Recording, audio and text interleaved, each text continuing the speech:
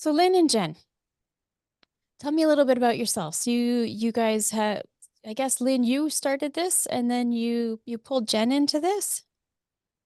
Exactly. Good morning, everyone. So nice to have everyone join this morning. Yeah, so exactly. Soft landings began kind of organically because we had a special friend, a family friend that needed our services or needed these kinds of services. And then it just sort of grew from there, realizing that there was a need to help people through the downsizing and sometimes relocation process. And so soft landings began. And then Jen, how did you find soft landings? Hi, good morning, everyone. Yes, I found Lynn online. I was just looking for a change in my career path and reached out. I have a passion for seniors and I loved what Lynn was all about, reached out, and the rest is history. Excellent. All right, Lynn, I'm going to let you go ahead, start the presentation. I will mute myself, and when you're ready, we'll take a look at some questions afterwards. All right? Super. All right. Well, Jen and I are grateful that you folks would join us today, and we're really hoping that we can touch on some things that are really super helpful to you folks that are listening and tuning in today. We want to remind you that downsizing doesn't always mean that you're relocating. We work with all kinds of clients with all different needs, and sometimes they're staying in place. They just want to clear out some clutter, maybe have some mobility concerns around their home because of the amount of accumulated items. And so we help with all of that.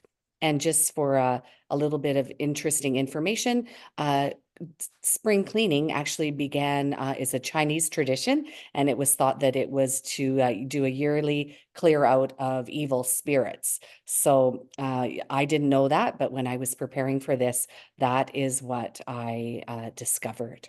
So let's get started. Spring cleaning, whether you're thinking of downsizing or you're just trying to make some nice open space in your current home, here we go. Let's start and give you some ideas. So we'd like to start with a little funny here. Spring cleaning is a chance to reset, declutter, reorganize, and downsize. And we've got a couple of dog friends there. I want to clean out my storage unit, but what would I get rid of? And we think that a lot of folks often find that a little bit challenging. Like when they reach out to us, they say, where do we begin? I think our longest standing client now that's lived in a home is Jen, is it 62 years? That's right. Yeah, So 62. quite a few. So you might be feeling like these couple of pups. How do we get started? So here we are. Great. Yeah. So this is one of our team leads down in a basement. I think, springtime, there's lots of rain and not great weather. It's a great time to dive into those places that you don't use very often and don't create a lot of chaos in your day-to-day life. So here's Laura Lee down in a client's basement. It looks daunting probably to you, but to us, it's a challenge that we love. So A typical day at Soft Landings. So typical.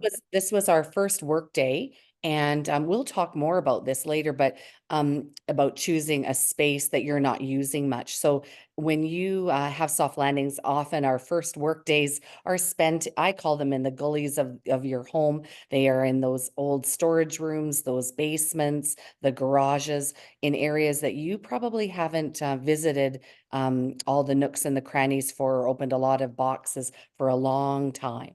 And so that's where we get started. And we suggest that when you're doing spring cleaning and thinking about downsizing, that's a great place to start.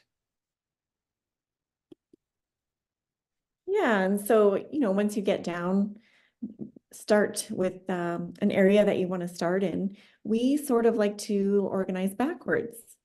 So what we like to do is as you're going through each space, just really narrow in on the keepers that you really want to take with you or keep if you're staying in place. And we have sort of a hierarchy, I guess you could say, that we've created to find homes for all the items that you no longer have use for or need. And it starts with, after your keepers, it starts with asking your family and friends if they would like to have some of your items, or if they want to hang on to them for you and just enjoy them. Then we sort of move down our list of different ways of getting rid of things after we've created our little sorting pile. Yeah, so a lot of people say, "Oh, are you just going to have us get rid of everything?" And we really count it an honor and a privilege to be in your homes, and so we respectfully work with you through the home, shoulder to shoulder, room by room, piece by piece. Everything has to be touched, and like Jen said, it's really important to start with the things that you want to keep, and then work your way down. And as you do that, you know, it all becomes more clear and makes more sense, and you really feel like there's a common procedure and step-by-step process to this downsizing. It's not just a, you know, a frantic pile up of items.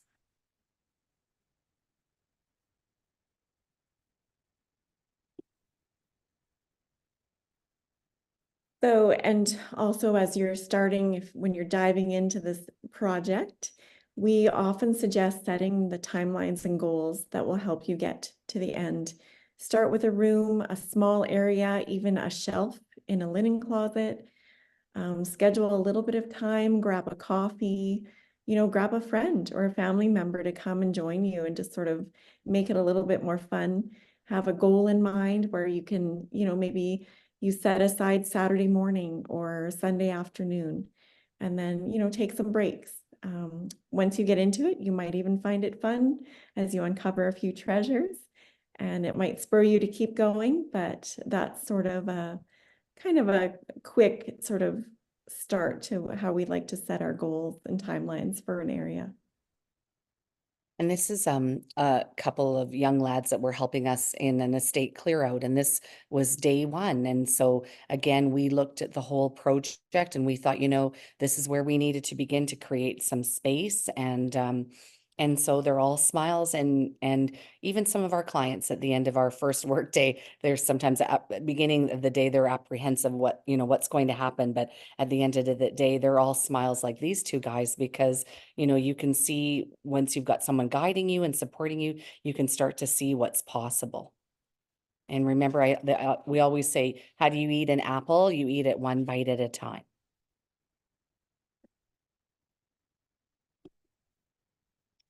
And I like to talk about this because I think it's so cute. Sometimes when we're doing our complimentary consultation, when we're getting to be introduced to our clients and meet them in their home and understand their needs, sometimes our clients will say, well, you know, I'm just not going anywhere. I'm taking this, you know, this ornament from one room and I'm moving it to the other, and I'm just kind of spinning my wheels. And so we always call that squirreliness, because it's really important to kind of stay focused. Like Jen said earlier, really, you know, stick to little manageable bites of tasks that you're going to complete and areas you're going to work on as you're downsizing and decluttering, and complete those areas and rooms before you move on. And I think you'll really feel a sense of accomplishment. But I think sometimes even sometimes it's cute. We'll do a work day and then we'll come back. We'll have left them with a little bit of homework, and then we'll tease them because there's a lot of things just seem like they were scurrying about, and, you know, maybe not as focused as they might have we might have wanted them to be. And so then we'll say, oh, was there a little squirrel in here? So stay focused, because then you'll be able to see progress and not be frustrated by just sort of turning everything upside down. Yeah, like yesterday I was working with a client. These are tools here, but what we were working with was her kitchen area. And for a small example, she had tea towels and hand towels and dishcloths all over in different drawers, even in her linen cupboard. So we just sort of gather them together and then we let them kind of go shopping. So, before you just start keeping this and getting rid of that, just make sure you've kind of pulled from the areas of your house that you know that these similar items are. And it really helps to at least tick off that box on your list of items. Yeah. And so as Jen is saying that, like when we talk about shopping, it just basically means gathering the similar things together. Because sometimes I think all of us forget what we have. And we'll talk a little bit more about one of our clients who forgot something, didn't realize they had a whole bunch of them. But as you gather those things together, then you can see what you have and choose your favorites. We call that shopping. Choose your favorites, keep the nicest, keep the ones you love, but it's hard to sort when you don't even really know exactly what you have.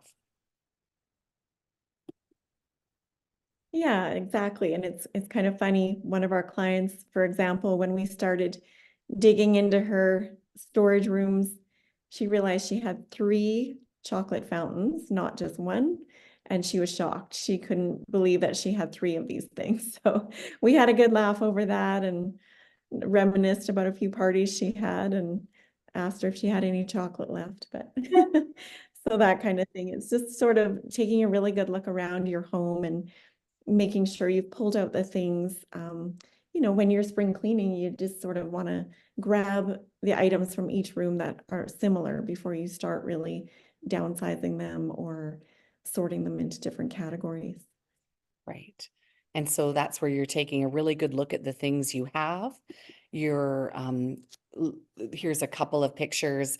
You're removing the items that are barely used. We often find in kitchens, hey Jen, that there's a lot of kitchen gadgets. I'm thinking of some recently, like there's the Instapot, and then there was the deep air fryer, or what the air fryer, deep fryers, the magic bullets and all kinds of gadgets. And so, when we're working, often we are downsizing seniors, decluttering and downsizing. And so we're asking them, like, do you use these items that we're finding, particularly in this picture here in kitchens? So do how many blenders do you need? Do you use them all? Often we find that, parts are missing, or things are broken, or they never knew how to use them, or maybe it's an item of clothing and it was never comfortable to them or not their style. Or sometimes, how you get those gifts that were gifted to you and they're very thoughtful, and but you feel bad to maybe pass them on. This lovely lady here with this hat, when we were downsizing, we came across a whole bunch of really lovely, I call them Gadsby hats. And she was telling us the story about how her husband always thought that a fine lady should wear a hat. And but she didn't like hats and she didn't want these hats. And so, when you're decluttering and you're downsizing, you're looking at each item and you're removing items from your home based upon those kinds of questions, like when have you used them? Are they workable? Are they comfortable? Is it your style? And so those are really great questions to kind of ask yourself as you're moving through piece by piece. And I'm happy to say that Jean got rid of her hats, but she does look pretty sharp in it. Just like so here, often people are organizing and, at first glance, you might look at that picture and think, wow, like that's pretty organized.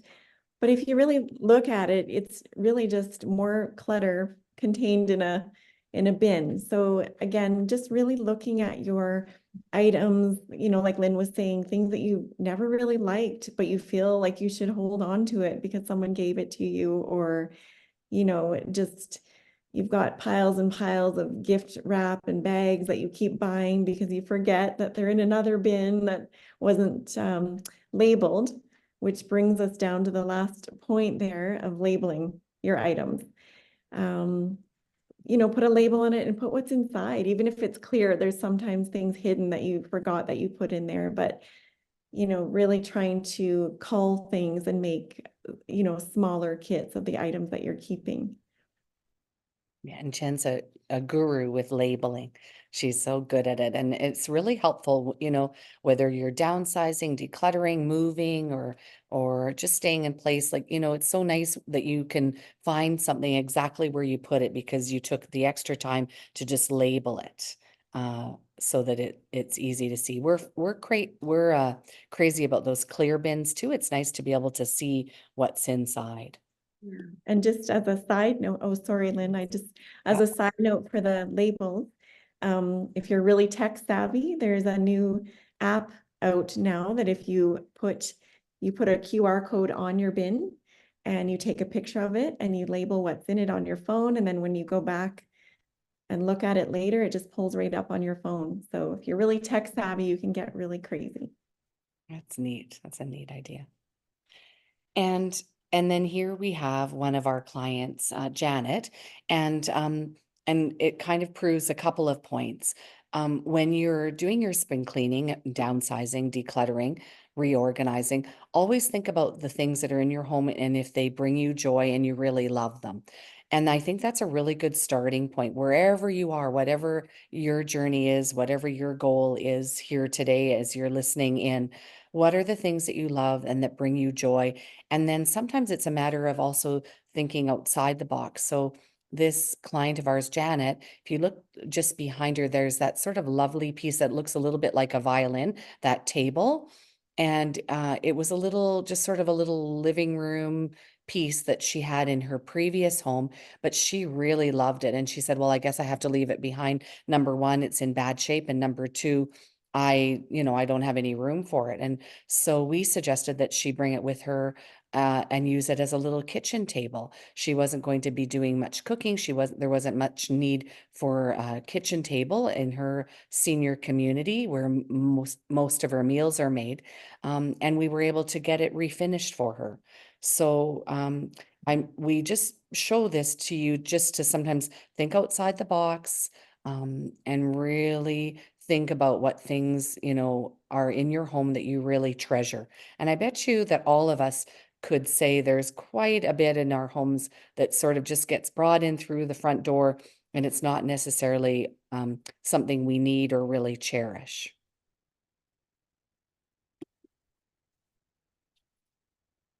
And Jen, what have we got here? So here we're starting to really look at, that closet that you open up in spring and realize it's a little full. So, and often if you are moving, you're moving to a smaller space. So the things obviously that you have now aren't necessarily going to fit. So you need to think about the space that you're moving to when you're getting started as well, if you are moving. And I think that is sometimes really challenging, isn't it, Jen, for all of us to sort of visualize and imagine smaller spaces. But, we laugh when we look at this little cartoon, but we have lived it with a couple of our clients who just were so resistant. And then, to letting go of a few things and thinking they would find space. And so we just encourage you, like, it is true, less is more. And it doesn't mean at all that you don't get to take the things with you that you love and cherish, but taking a real hard look at them so that you don't feel like you're in this space, this new space or your current space. And every time you come in, you just can hardly close the closet door or close your front door because there's just so much in your space. Yeah. So, and along those same lines, again, if you are moving or you're not moving, it's definitely challenging. You've got things to get rid of. So we have some tips and tricks for whether you're staying or moving. And whether you're staying, a lot of times we will have a client even measure out spaces in their floor. If they are staying and they're going to use a storage unit, for example, we'll measure out a 5x7 or something on the floor, and that's the space that they get there. Or if they're moving to a smaller space, we like to take them on a field trip or send them with a family member and really measure out the items on the floor. We just really feel that when they see the visual of where the couch is actually sitting, the bed space that it's taking up in the bedrooms, which are often a lot smaller than what they're used to. It really helps create a sense of where they're going to land and where their favorite pieces are going to fit in. Yeah. So we find sometimes we had tried to use a little bit of an app because I think it was called Room Sketcher. We thought initially maybe we could use that and move furniture around and help our clients, but we found that that was really tricky. And so this is our tried and true best practice here, is really getting them, like Jen said, to come on a field trip and really seeing their space. And same with the storage, like Jen said, when we tape out that storage square in their home, whether they were, renting, some families are renting storage facilities or just having them in their new communities. It's really fun to measure it out on the floor for them in the home that, maybe they're moving from. And then every time they want to put something into the storage container that they're moving things into, we just tell them, well, just go and put that in that little square there. And then pretty soon they begin to see, golly, there's not as much room to store a bunch of things as they thought. And Jen and I are always trying really hard to encourage them to enjoy their fine dishes and the nice things that they have.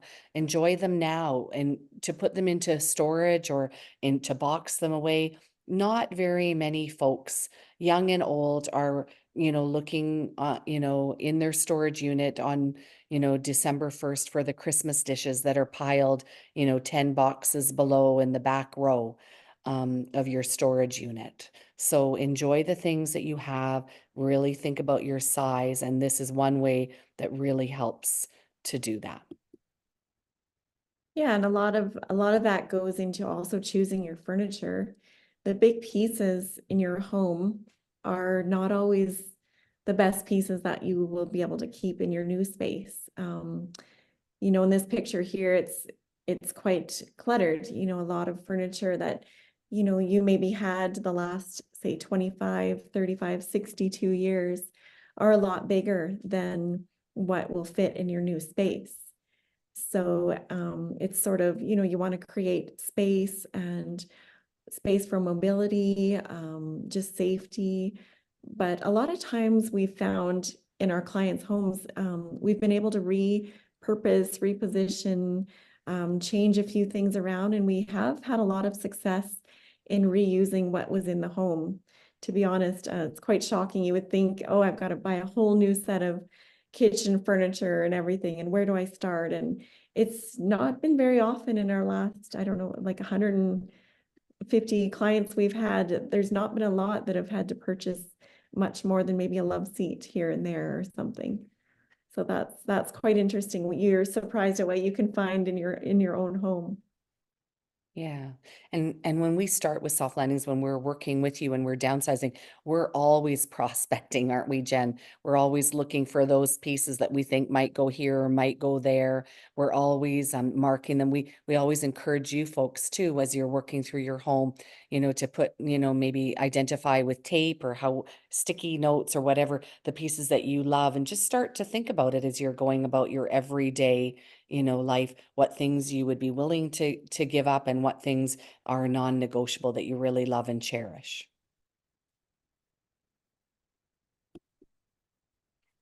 I love this picture. This is a recent client of ours, and I think it really speaks to finding pieces that have versatility. And Jean had bought this coffee table. It's a coffee table. And then when you press a little bit down on it, it pops up and becomes her little desk space where she does her, I think it's Wonder Word every morning. And she just loves it. Again, she's in a much smaller home from where she had lived for over 50 years. And she was able to find a piece that was multifunctional, a great size for her, and had great usage. And we just think that was so clever. And she just absolutely loves it. It's not hard for her to use. Um, and we think that's so creative.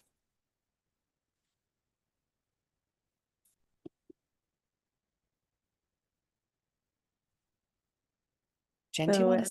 yeah, absolutely. So these often when we're going through a home, you've got piles and piles of wrap and gift bags, for example, and we like to create kits in certain areas of your home to really reduce your space, the things that are taking up your space.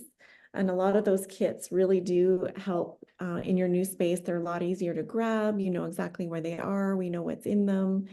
One of my favorite kits is the gift wrap section, because we're finding that a lot of, when you're moving, you've gathered so many bags and gift wraps that you don't even know what you have anymore. And once you reduce it to a few bags and cards and that kind of thing, you're set for life, basically. So it's a great way to reduce some of your clutter and really pull it all together into one space. And I guess that speaks also to Jen, just the fact that when we're downsizing and working with you, it's not about getting rid of everything. It's about reducing what you have and making it more manageable to fit your space. And so you still have the things that you've been collecting, the things that you're using, whether it's your sewing kit or your gift wrap or your shoe shine kit or many varieties of kits, but just reducing it. And again, what would Jen say? She would say label, label, label. And also be aware of where you're moving to and what space you have on the other end if you are moving and not staying in place. Knowing where that office kit is going to be unpacked to, that kind of thing, just so you're aware of what your space limitations are on either end. I think we would both agree that it takes a lot more planning when you're moving to a smaller space than it does the opposite direction. So it just takes a little bit more skill at thinking if you are downsizing to relocate. But this principle of creating kits is just a great way to do your spring cleaning and decluttering as well. Yeah. And then we're big on this at Soft Landings because we believe, in enjoying life and having fun. We like to have fun at Soft Landings, and when we're working with you and with our team, we enjoy our time together. And so we encourage you folks to continue with your passions and your hobbies, whatever they might be. For this lady here, it was quilting. So, this might look to you like quite a bit of fabric and books and so forth, but she had 2 rooms full and we couldn't even walk into the space. So we were able to color sort her fabrics and hone in on her favorites and get her sewing machine workable again. And now she's busy continuing with her passion. So whatever your passion is, keep it alive. But again, maybe you just need to downsize it a wee bit so that it's manageable in your space that you currently are in or your new space. And here we are with still the question of what do I do? I've got a lifetime of mementos and collections. Often people, over the years and years have collected china and silver and stamps and coins and all kinds of collections. And, we've got lots of different tips and tricks and tools in our kit that we can address all of these collections and mementos with. And sometimes it's just, these are the ones that are really tricky because these are some of the collections that we often come across. Excuse me. But again, we have experts that can weigh in on these collections. We're not experts in these areas in terms of knowing their values and what what they should be appraised for, but we can direct you in the right direction. But often these things, you kind of look at them and you say to yourself, what should I do with them? What, I got them from my great grandmother or my grandmother and my children. We often hear, don't we, Jen? My children don't want them. And yet you feel like you need to hang on to them because they're, a part of your family heritage. Excuse me. Yeah. And I was going to say I'm often surprised the value that our experts bring. I was working with a client a couple weeks ago who had some piles of envelopes of ripped stamps, like off the envelopes, and just piled together. And we gave them to our stamp guy, and she was over $1,000 richer and in some stamp memorabilia that she had, and she was quite shocked and pleased that they had that much value to her. Yeah. Sometimes surprising, isn't it? Yeah. Isn't it? Yeah. And so we call these collections, these mementos, we call it sentimental clutter. And we feel that in our experience working with folks, and even personally, this is definitely the most tricky part of spring cleaning and downsizing and relocating, because they're the things, as we mentioned already, that have been passed on for generations. They have a lot of meaning to you, it and are filled with memories. And I'm thinking of a fellow recently. He was a war veteran, and for generations there had been, it had been a history of war veterans in the family, and he had sort of created a little bit of a shrine in his basement with, all the different badges from his father, his grandfather, his great grandfather. And anyways, we were downsizing him and trying really hard to, look at things. And they were moving into a smaller senior community from a home that they had lived in for a number of years. And we got to the trunk, and we said to Gary, let's open this up and let's see what's inside. Maybe we can downsize this a little bit and use the trunk, in your new space for something. And honestly, he just sunk to his knees as he opened the trunk, and it was filled with their uniforms and other medals and memorabilia. And he, almost wept right there. And he said, Lynn, I can't do this today. And so that's okay sometimes when you get to a roadblock, emotionally, with some of the sentimental stuff. Sometimes even when we're working together with Soft Landings, we'll revisit it. And on that day with Gary, we said, that's fine, Gary. We agree. This is maybe not the time to look through all of this. So we set it aside. And funny enough, we never ever did revisit it. It just, hey, Jen, it just went with them to their home. It became really apparent that there was no downsizing that was going to happen with that. These things were too raw and too special to the family. And so I'm not saying that you want to do that in all cases, but it's okay to give it a pause and to be stuck for a little bit, because it is really difficult to look, at the medals, at the jewelry, at some of, the special mementos that have been passed on. And it can evoke all kinds of emotions and feelings. And so pause if you need to, but don't let it derail you. Maybe you'll revisit it later, maybe see if there are some other family members that would like some of the items. But we basically say that you have to deal with the emotion. And you know, sometimes we feel guilty even thinking that we would pass some of these items on, but we were able to get Gary to donate some of the items to his local Legion. And that was really, I thought, very therapeutic for him. He could, when he visited his local Legion, he was going to see those items. He knew that they were carrying on a history for others to enjoy and learn about and view.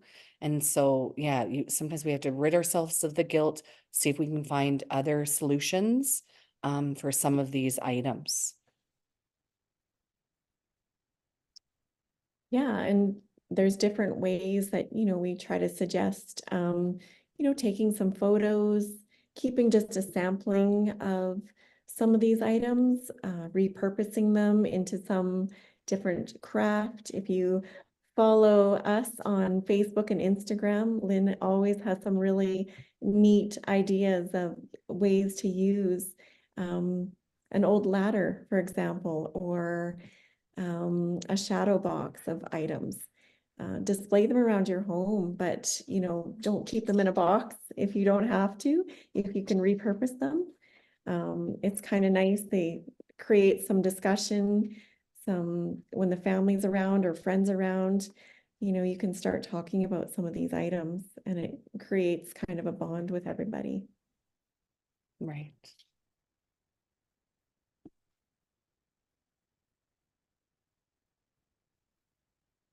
And then sometimes we often say like to find a use for the item. So sometimes, it may be, I'm thinking of like maybe it was once a fruit bowl, but then maybe it becomes a decoration piece, on your coffee table because it was a bowl that your grandmother always had on Sunday, for the fruit salad, or just trying to think of how you might use that, incorporate that item into your everyday living to create those memories, and not having to let it go, but just reuse it in a different way. And then we sometimes talk about donating items, and considering the impact. And we're going to talk a little bit about that in a little bit later here. But sometimes it's just a matter of donating it, like to the Legion or to a local school or a museum, and create longer lasting impact to others. And then we always encourage you to ask the tough and focused questions. And these are some of them. So again, why are you keeping it? Does it bring, memories of joy and happiness? Or are you keeping it just because you feel guilty? Would a photo be enough? Can someone else get more use of it? Maybe a family member, a friend. Would I leave this to someone else's responsibility? Every once in a while, we'll hear a client of ours say, well, I'm not worried about all this stuff in my house. It'll be my children's responsibility. And sometimes we feel like, oh, golly, that's one way of looking at it. But it's nicer if you are in the driver's seat and you can deal with the things that are in your home and make sure that they go where you want them to go. And then lastly, does this item bring back happy memories? It's surprising sometimes when we're working in a home and we'll say, oh, what about, I'm trying to think of it was a client recently that we worked with, Jen, and the husband just hated that picture. Remember, he said, I just hate it. And she said, Yeah. I do too. And so we said, Yeah. why are you guys keeping it? Yeah, they both kind of looked at each other, and it's almost like they hadn't had the discussion, but there it was. And so just letting go of some of those things, like sometimes maybe we just don't talk enough about it, with one another, to know, that some of those things might be easier than we think to let go of. And we love this.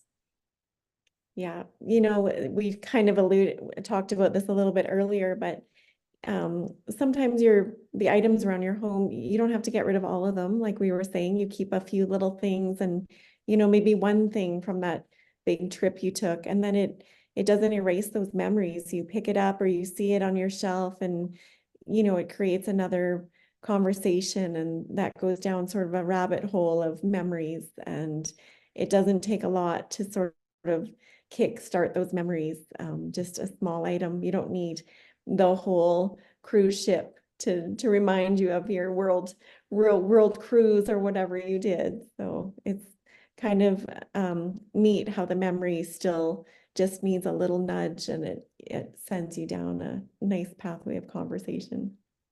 Exactly. And one of the things that we've been talking about, our team members, is how interesting it is at lunchtime. We bring our lunch, and it's our favorite time of the day when we're working in a home. We sit with our clients and enjoy lunch together. And that's when we really get to know one another. And it's really interesting because even at the lunch time that we're together, or when we're working in their home, it's generally not the items, like Jen said, might trigger the memories, of trips or of things that they've done, experiences they've had.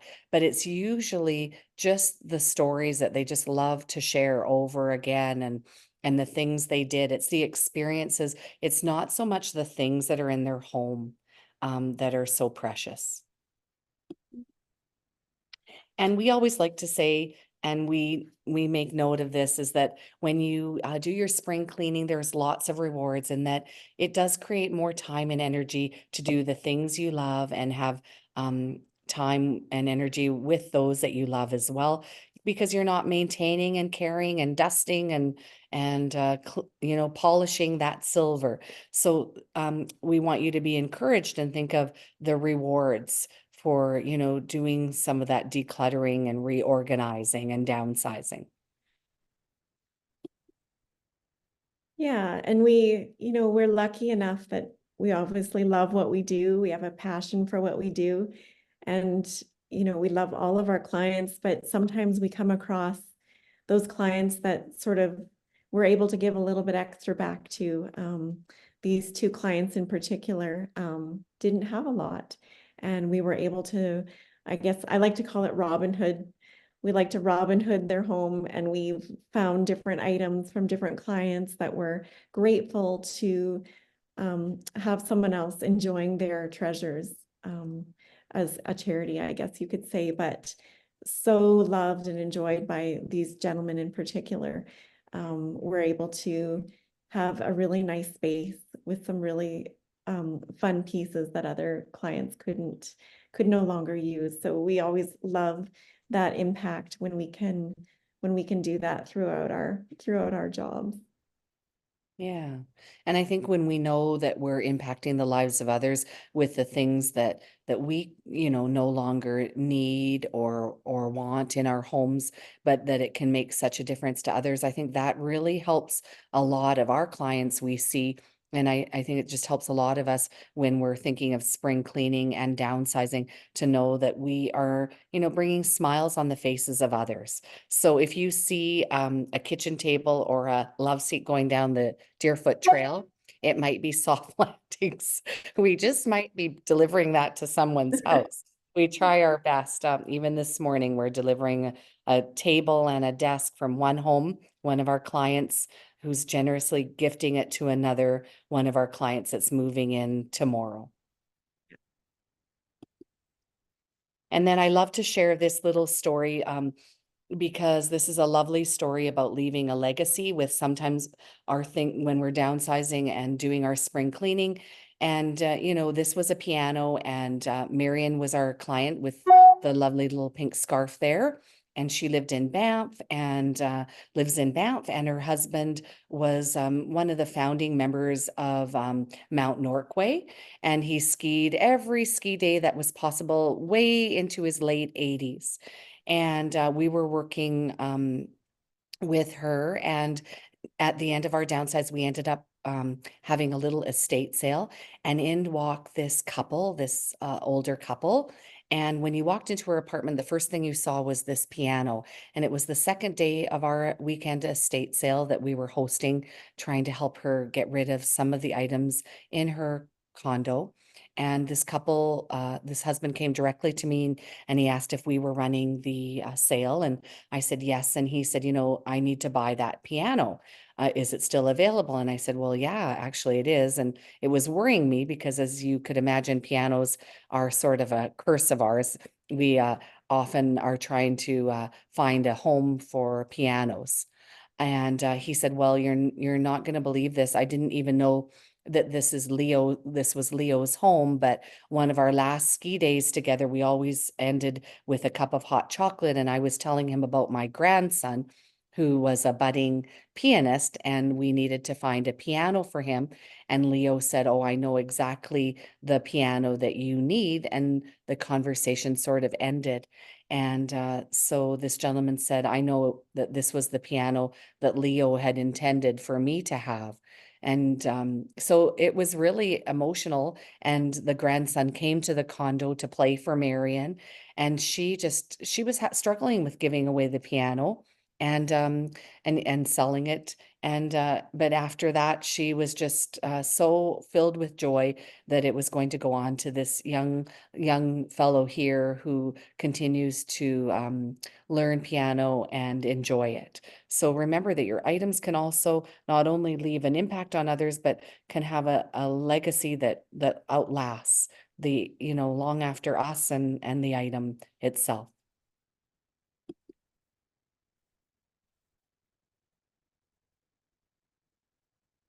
And we love to end with this final thought. And it goes like this: small homes make material possessions fewer, relationships stronger, conversations easier, laughter louder, cleaning time shorter, and fun times longer. And I think we could all agree, that life does passes by quicker than we all think it will when we're younger, and maybe we realize it more as we get older.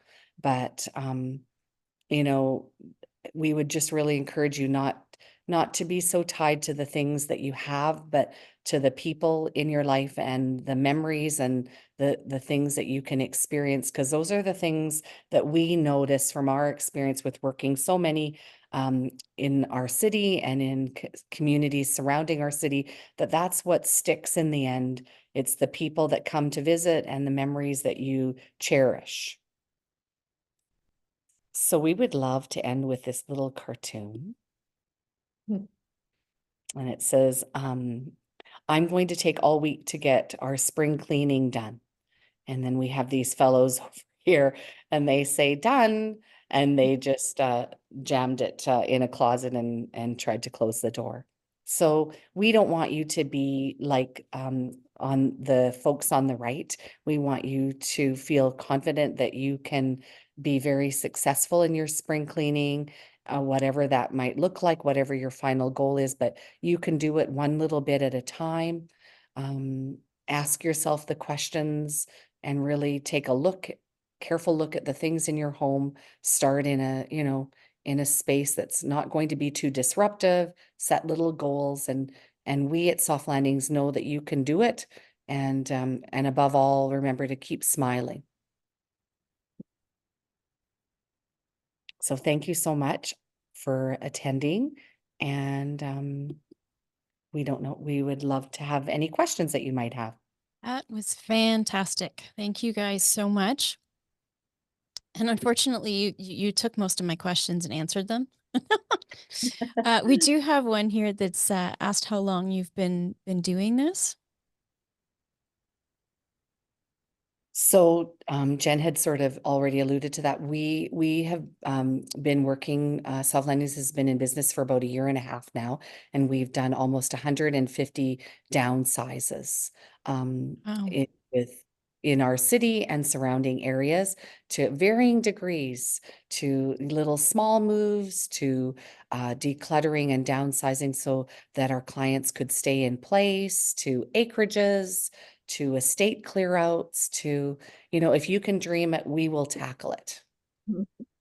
Excellent. So if anybody has any other questions, please feel free to put them into the chat or the Q&A box. Let's see, we've got a few things down here.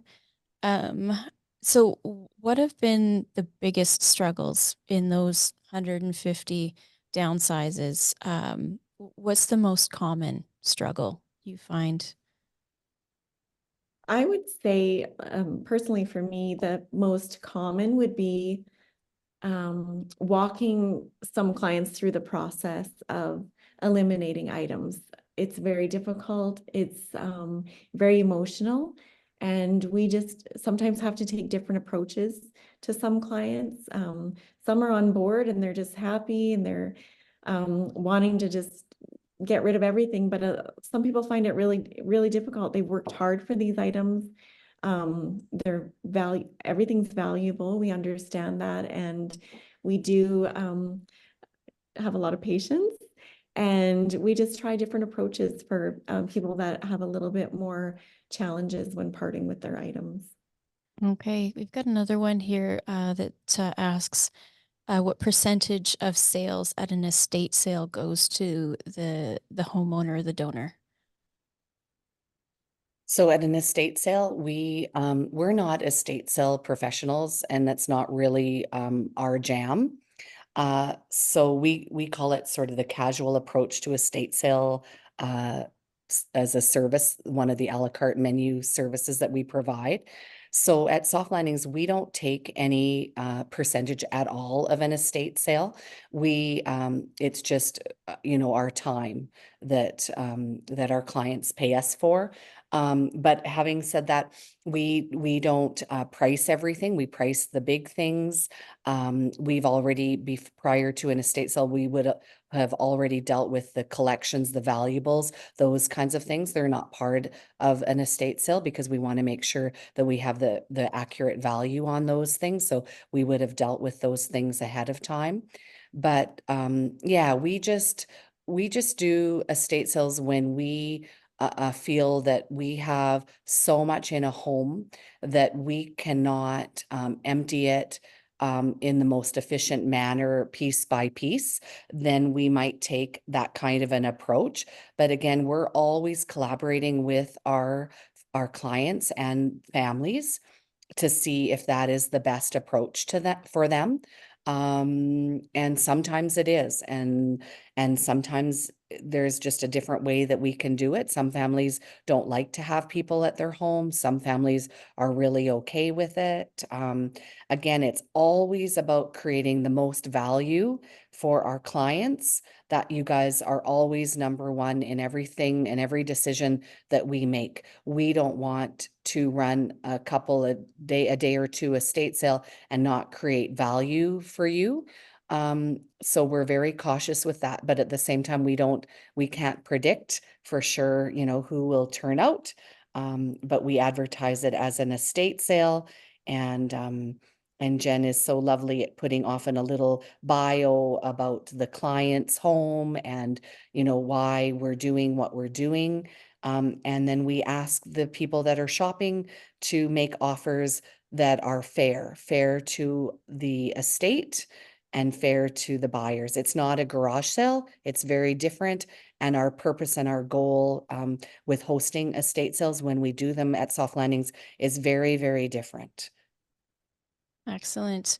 We've got one here. It says, when you're in a condo and you don't have space to move things around, how can you work and declutter? Any suggestions, Jen?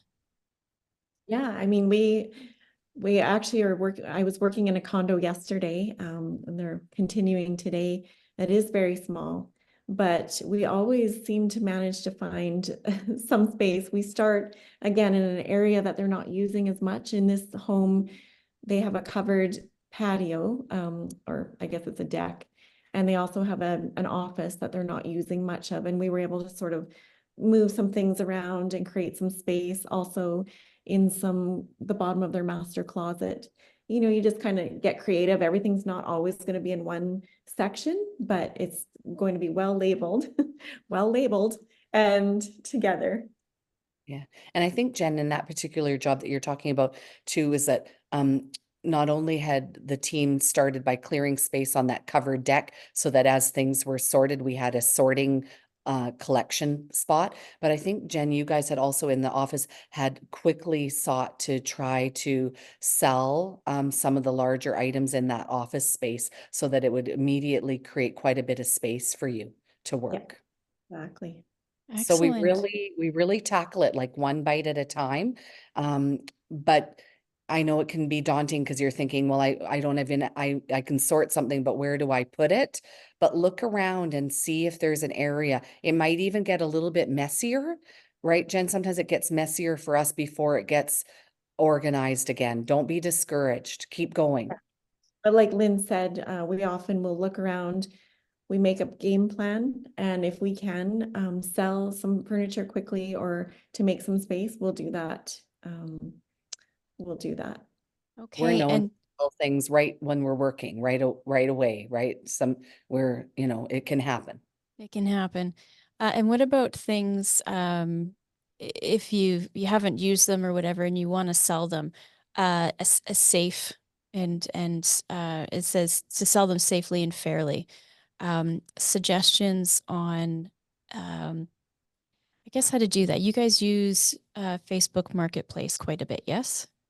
So again, we sort of have a hierarchy of how we dispose of items in the home, starting with their keepers, family and friends. Then we go to our experts that deal with the valuable collections, coins, stamps, silver, and that kind of thing. And then we've vetted some really good buyers in the city, a couple of about 3 or 4 different buyers that all have a variety of likes and wishes and wants, and they will come into the home and make offers. and the client can choose to accept those or not. And then we move on. If we've got a few things left, we have a gal that works with us, and she takes items to her home and sells them from there, some of the smaller items. And we will post a few bigger items if we still need to, like a piano, for example, or a treadmill. And then at the end of that, it goes to certain charities that we're working with before anything hits the landfill. Yeah, we try to not bring anything to the landfill, and I would proudly say that I bet you it's less than 5%. It would be things that are broken, irreparable, torn, or that we not even a charity would take. Um, that would be how we would do it.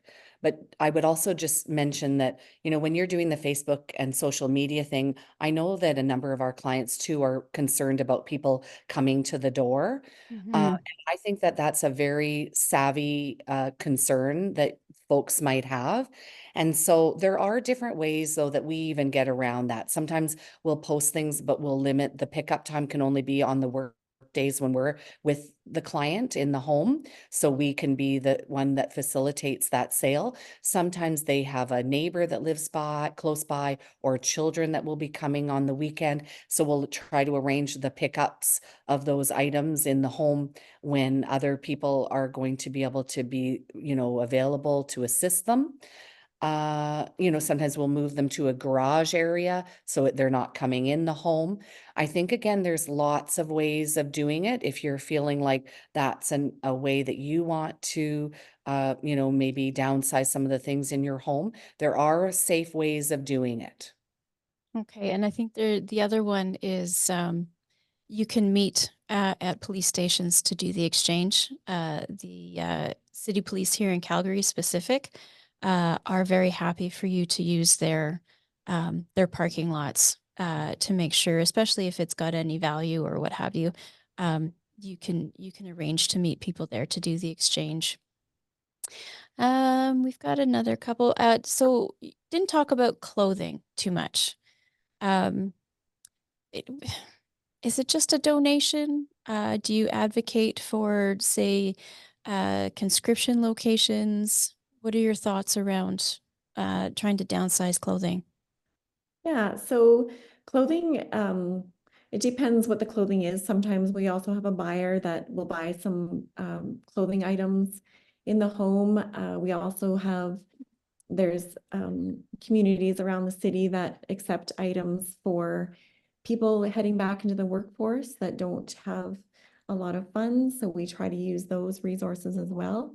And again, if there's enough clothing, we, sometimes we'll put them in the estate sale if we're having an estate sale as well. Okay. Or consignment. Hey, Jen, we've had a few clients that have had, more name brand, more pricey kinds of items. And so we've tried to sort of facilitate that, but it requires their credit card, their information, but we'll get it all ready for them. And then they'll bring it to a consignment store that's nearby. The tricky part about that is, I'm sure many of you know, when you're bringing things to consignment stores, it has to be, they can be quite picky. And it has to be seasonally acceptable, but it's another option. But we have a gal that, as Jen mentioned, that purchases a lot of our vintage items and brings back great value to you. So we all often say to folks, oh, hold off, just putting it all in a bag. Sometimes there's some things in there that you'll be surprised that we can create some monetary value back to you. Excellent. And then somebody asked about your affordability and cost of services. Yeah, so when we do the complimentary consultation, then we talk about that in the home once we find out what your needs are. Um, we are happy to discuss that. We do charge not by a project because it's just so challenging to know how long we'll be. We can give you a ballpark figure of how many days we think will be in your home, and if it'll be 2 or 3 or 4 days or longer, or it depends on how quick folks are at making decisions, how much extra support, how many more purple shirts will join us. and work in collaboration together. Perfect. Let's see.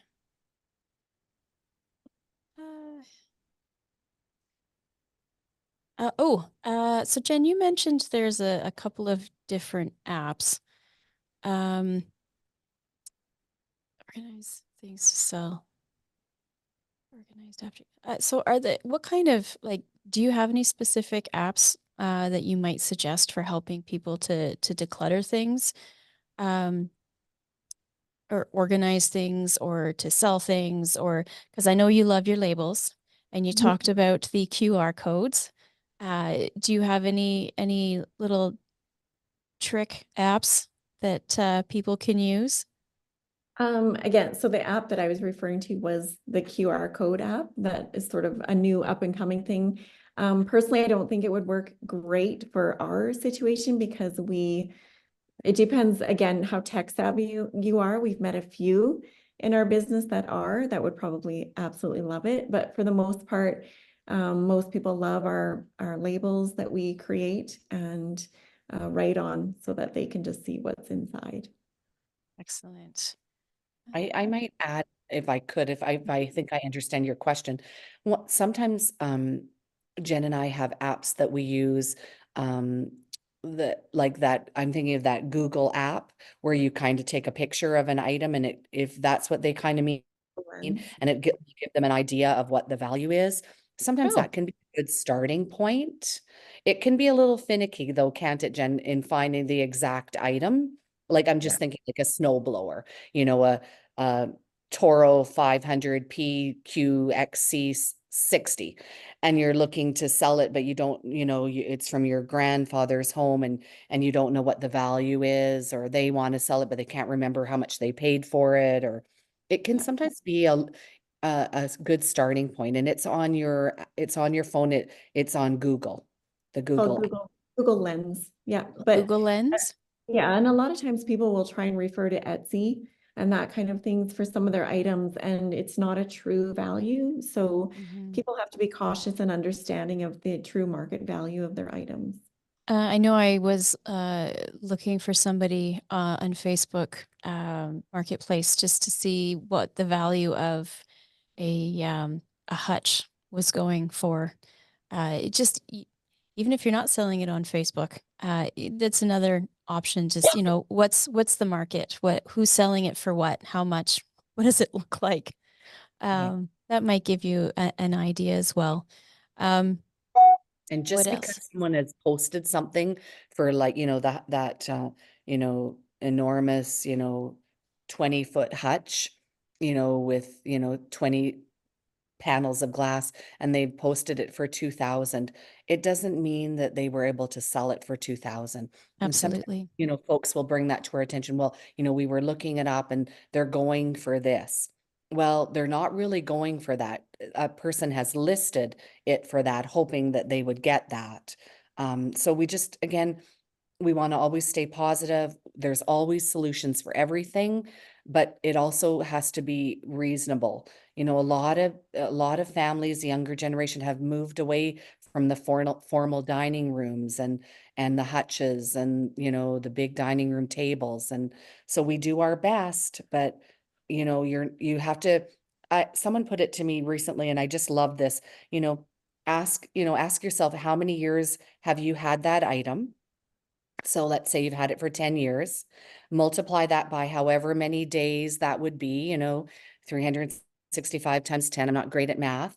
Figure that out, and then figure out then how many days of enjoyment, divided by the cost. Take that, and it will probably be pennies that you enjoyed that hutch or that dining room table for maybe 10 cents a day. And so sometimes the value is in the memories that were created around that table, not in regaining the monetary value that you had once had invested in it.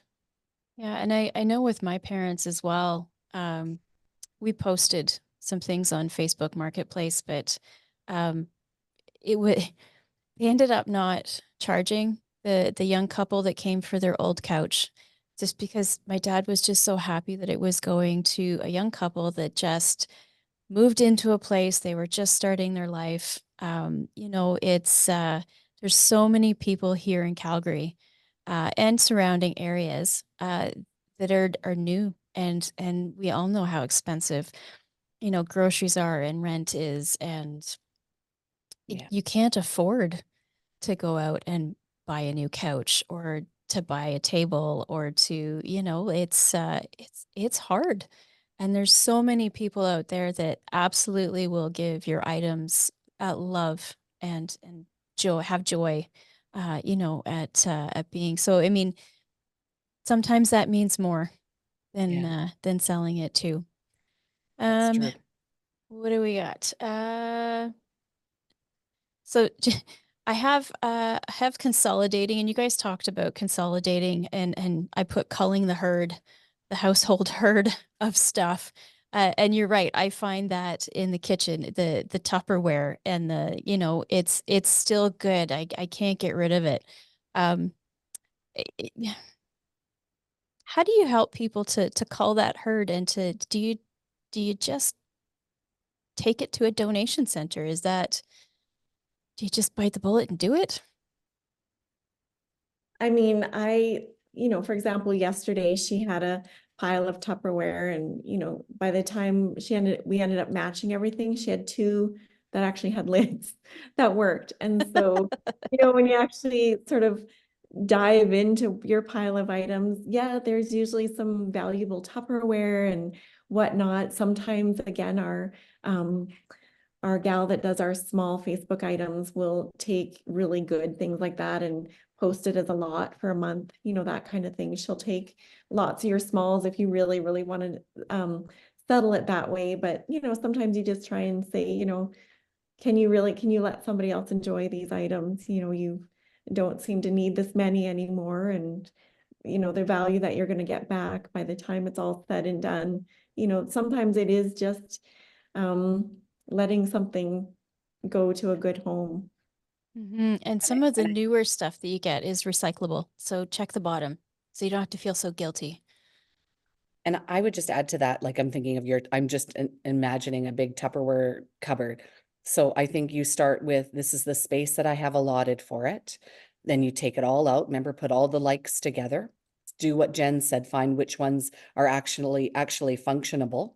Some of them are probably stained with spaghetti sauce, perhaps, and cracked or whatever. Then it makes it easy. You've already eliminated probably a third of what's there. Then maybe you never use the really small ones because they're too finicky and problematic. So get rid of all of those. I think you just kind of just bit by bit, you just pare it down into what's manageable. And if you haven't used certain ones, you probably have your favorites. So bring joy to others that are looking for containers. Make some meals and donate them to your son who needs food. It's true. That's true. Um, okay, before we close off, let me just see if there was any other questions here. Nope, I think we got everything. Um, for the people who you have moved into smaller spaces, condos, townhomes, whatever they might be, um, has there been any like good feedback? They're like, oh, I wish I had done this sooner, or I really enjoy this aspect of it, or things that they didn't think about ahead of time. Um, are there any things that you've heard back from your clients? Yeah, exactly. We have, and we actually do follow up with our clients often, more than once. We like to touch base just to make sure they're doing okay. Are you really doing okay? And they will often say, I think all of them have said they wish they'd done it sooner, wish they'd started sooner. And they're always happy because they're still surrounded by the things that they love. Right. And I would add to that, I think that they often say they would have done it sooner. I think some of them honestly have said it's been an adjustment. It's taken time to adjust. And then the number one thing that they're so grateful for is that they never have to cook another meal. Yeah. But they found, new passions. They're participating in activities they didn't participate in before. They're discovering that they're budding artists. They're making friendships. They're getting on the bus for outings. They're realizing a lot of them, when we come to them, sometimes they've got mobility, challenges. So they're already utilizing maybe their kitchen, their bedroom, their bathroom, and, maybe a living room space and maybe an office. So to downsize for them, other than, sometimes we have some gardeners that miss their yard. And I think that many of them feel like, this is the right space that I needed anyways. So it's generally very positive. We're so lucky because we're always hopping into many different senior communities. And so it's just like going back and visiting old friends. Even yesterday, we were at one of our senior communities, and now it's sort of like it takes a long time to get in and out because we see this one and that one. And so we're always checking in with them. They want to invite us to their suite to show us what they're doing or invite us for tea. And so it's really fun to see how they're adjusting and enjoying their new life. Oh, that's excellent. I can't remember if it was you, Jen, that mentioned the app for measuring space or putting furniture in a room. Do you remember what the name of that app was? Yeah, so we did work a little bit with Room Sketcher. Room Um, Sketcher? yeah, it's called Room Sketcher. We didn't find it very, again, like most of our clients would prefer to see it even just drawn on their paper, that they have already a paper copy of their plan. Or like I said, we set a field trip to the new place to mark some things out on the floor. Yeah, We thought it perfect. would be so great, but I think everybody is different, and some people that might just be perfect because you can select the pieces of furniture your size roughly and move them, around. And It's everybody. lighter than actually moving it. You're trying to guess. How about over here? No, over there maybe. Let's go that way. Delete, delete. Yeah. All right. Well, thank you so much.